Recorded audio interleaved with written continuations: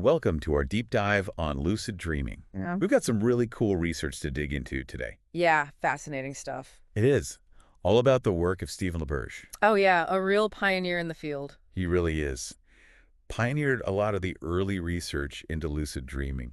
So we're going to unpack his techniques and insights. Right. Not only to understand like what lucid dreaming is, but also How to. how to actually, potentially experience it yourself. Yeah, exactly. Like, how do you actually do it? Yeah. So it's this concept of like Becoming aware. becoming aware In the dream. that you're dreaming while you're dreaming. It's wild when you think about it. It is. It opens up so many possibilities within that dreamscape. Like, you could do anything. Literally anything, like flying through the air, Oh, yeah. conquering your fears. Having conversations with people you wouldn't normally. Exactly. Or even like figures from your subconscious. Uh-huh. But before we even get into the how-to, Yeah. what did LaBerge discover about the nature of dreams themselves? Well, one thing that he always talked about was this comparison between waking and dream consciousness. Okay. And he said that, dreams can be just as vivid and multisensory Oh, wow. as our waking experiences. Really? Yeah. And he actually encourages people to really connect with their senses in waking life as a way to understand that. Interesting. So like right now, Yeah. if you look around your room Okay. and really see the colors, hear the sounds around you, Uh-huh. become aware of like even the subtle things. Yeah. Like the taste in your mouth, the feel of your clothes against your skin. You can feel that. That same level of sensory detail can exist in your dream. Wow. So you're saying that the senses are just as present? Totally. It's just the source of the experience is different. Okay. So where are those senses coming from then? So like waking reality is generated externally, right? Okay. Coming from the outside world. Right. It's coming from the world around us. Makes sense. But dream reality is internally generated, created by our own minds. Our minds are creating that sensory experience. That's why dreams can be so fluid Oh, okay. and unpredictable. I can see that. They can shift in ways that wouldn't be possible in the waking world. Right. Because there are no rules. Exactly. No rules. Which makes me think, that's what makes the idea of gaining control in a dream so interesting. Right. If your mind is generating this reality. Yeah. How do you become aware enough to influence it? That is the question. So does LaBerge offer any techniques for that?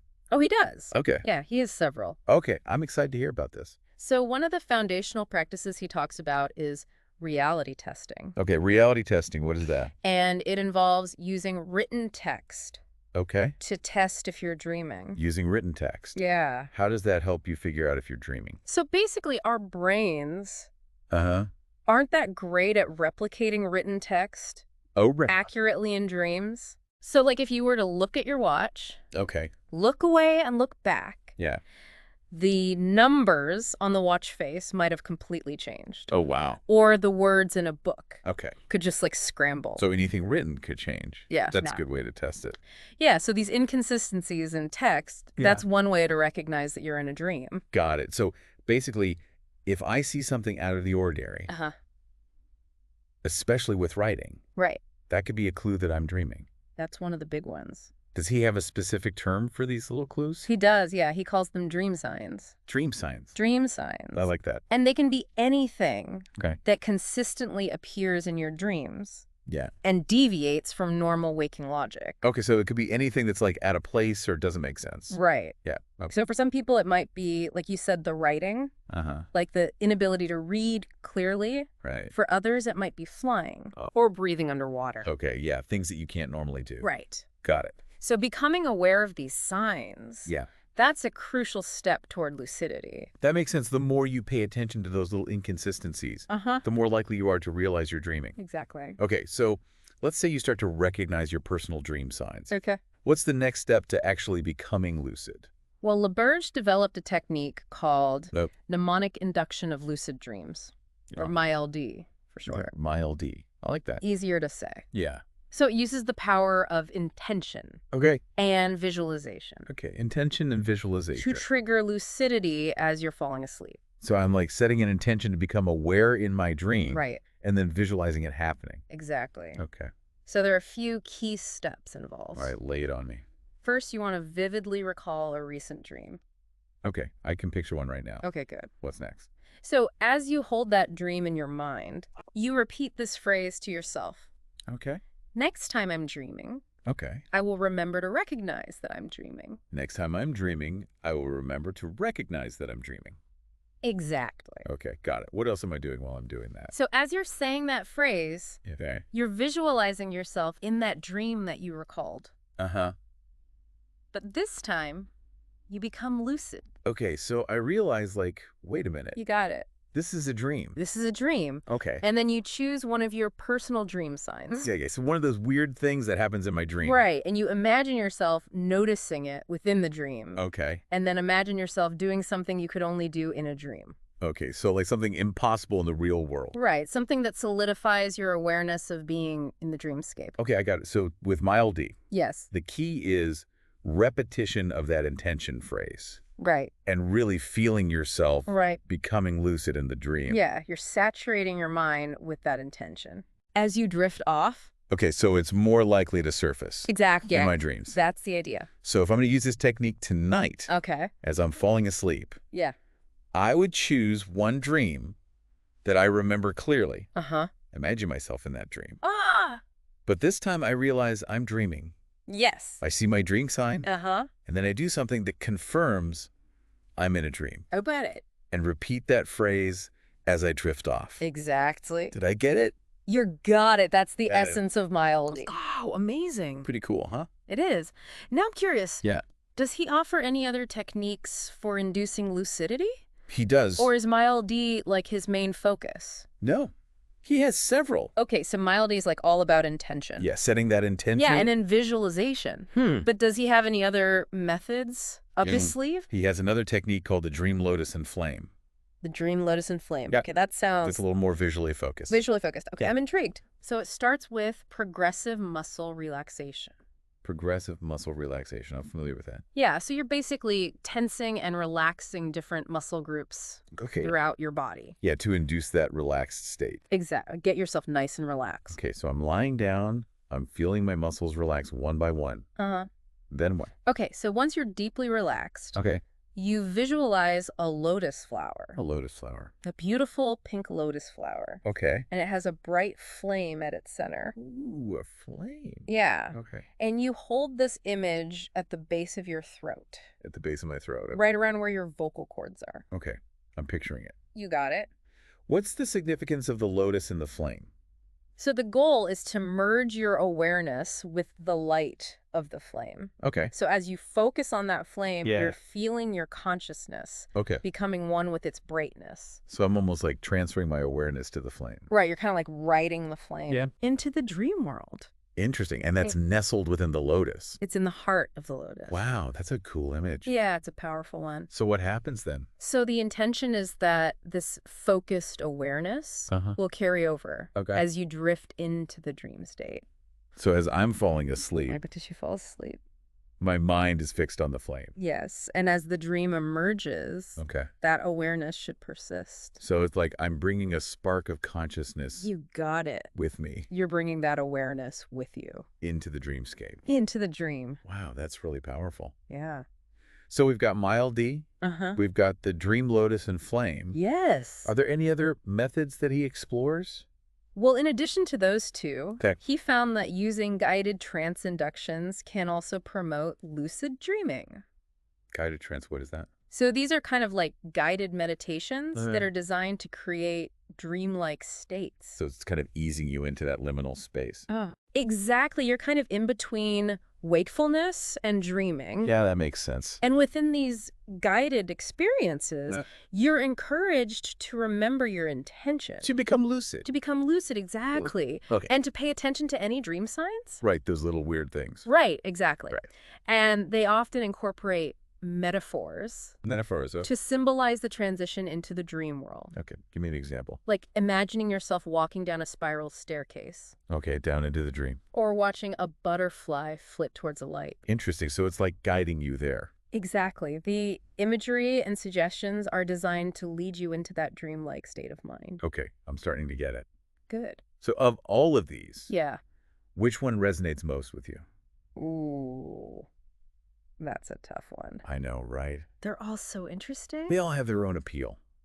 I'm drawn to like the intentionality of mild D, Yeah. But the visual aspect of the Dream Lotus and Flame is really cool. It is. And I like the idea of being guided in it. Uh-huh. With the trance inductions. Yeah. It's amazing that he has, like, a whole range of methods. It is. For unlocking this potential within ourselves. Right, and it's all about finding what works best for you. Exactly. But his work goes beyond just the techniques. Okay. In what way? He also explores the potential benefits. Okay. And challenges of lucid dreaming. Right. Because there's got to be some downsides. There are. So let's talk about the benefits first. Okay.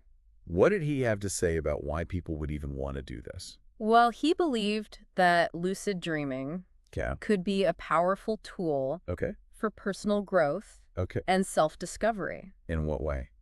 Well, imagine being able to confront a fear Okay. in a safe, controlled environment. Like in the dream. In the dream, exactly. Okay. Or rehearse for a challenging presentation Right. without any real-world consequences. Oh, that would be nice. Right. Okay. Or even have a conversation Yeah. with a figure from your subconscious to gain insight into your own psyche. So you're like getting to know yourself better. Exactly. Yeah.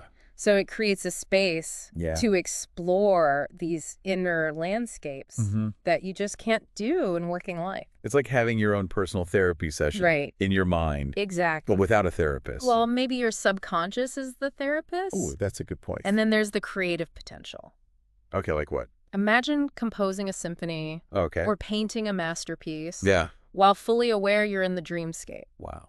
You could explore new ideas, Yeah. test out different artistic techniques, That would be amazing. let your imagination run wild. So you're not bound by... The limitations of the physical world. Exactly. Okay, I can see the appeal. Yeah. But are there downsides? There are. Because I've heard people say they're worried about getting stuck Yeah. in a dream. That's a common fear. Yeah, or like nightmares becoming more intense. Right. Are those valid concerns? They are. Okay. So while getting stuck in a dream is highly unlikely, Okay. lucid dreaming can intensify emotions. Okay, so if I'm prone to anxiety Mm-hmm. or nightmares, Yeah. that could potentially make them worse. It's possible. Okay, so you got to be careful. Yeah, you have to approach it with awareness Uh-huh. and maybe even caution. Yeah, I can see that. It's not something to be taken lightly. Right. Start slowly, Yeah. focus on positive intentions, Okay. and maybe even seek guidance Oh, okay. from experienced lucid dreamers. Like find a mentor. Exactly. Someone who's been there. Who can help you navigate it. Right. Okay, so like with any new skill, Uh-huh. there's a learning curve. Yeah, there are challenges. But if you approach it thoughtfully, Right.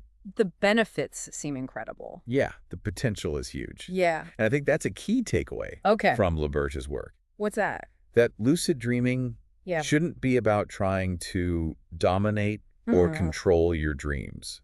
But rather about entering into a dialogue A dialogue, okay. with the unconscious mind. But it's more about collaboration Exactly. than control. Yeah, you're working with your subconscious, Okay. not against it. I like that. So by approaching lucid dreaming with that mindset, we Yeah. can really tap into its transformative potential Hmm. while also honoring the inherent mystery Yeah. and power of the dream world. That's beautiful. Yeah. Yeah. It really reframes the whole thing. Yeah, before LaBerge, Oh. dreaming was often seen as this like passive process, Yep. something that just happened to us. Right. You're just along for the ride. You're just along for the ride. You have no control. Yeah. But his research challenged that. Okay. How so? He demonstrated that dreaming Yeah. could actually be a state of conscious awareness Oh, wow. with incredible potential. That's huge. It is a big shift in perspective. Yeah. So he essentially brought scientific legitimacy Mm-hmm. to a topic that was often dismissed Right. as like mystical or subjective. Yeah, exactly. Good. He showed that you can actually study and measure Oh, wow. the experience of lucidity. So it became more than just like Speculation. Yeah. It became empirical science. science. Yeah. That's really cool. And his work is still influencing researchers today. I bet. Yeah. All these studies looking at the neurobiology of dreaming, Okay. therapeutic applications, Oh, yeah. and even the potential for using lucid dreaming Yeah. to enhance creativity, Okay. problem-solving abilities. Wow. It's amazing to see how his initial curiosity Yeah. has led to this diverse range of research. It makes you wonder what other mysteries are out there Right, like what else? waiting to be unlocked. Within our own minds. Yeah. It's like we've only just scratched the surface. Exactly, and it speaks to the power of curiosity and open-mindedness. Yeah. You know, he wasn't afraid to delve into a subject that many people considered fringe science. Right. But his persistence paid off. It did. It really did. Yeah, he made some groundbreaking discoveries. That's inspiring. It is. To think that we could all do that. Right. Whether it's through lucid dreaming or some other way. Exactly. So as we wrap up our deep dive here, Okay. what's the one key takeaway? Ooh, good question. I know, right? I think the most important thing to remember is that lucid dreaming, Yeah. it's not just some fantastical concept. Right. It's a skill. A skill? That anyone can cultivate with practice and dedication. And it offers so much potential. Yeah.